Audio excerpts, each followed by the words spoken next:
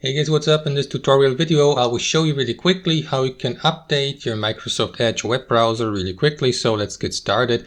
So in the first step, launch the Microsoft Edge web browser on your computer. And updating Edge is actually the simplest thing on earth, guys. All you need to do is head over to your browser settings by clicking on these three dots here in the top right corner, and by selecting settings from the drop-down menu, and head over to the lowest section of the sidebar here to the left about Microsoft Edge. So click on it, and here you will see if there are any new versions of Microsoft Edge to be downloaded and installed on your device. As you can see, my Microsoft Edge version is up to date, so there's no need for any update or download. But if there are any new updates, you will see them here, guys, and be given the opportunity to download them with one click. You can also enable this option below to give Microsoft Edge the permission to download updates automatically, provided of course you're connected to the internet. And that's basically it. Thanks for watching and have a wonderful day.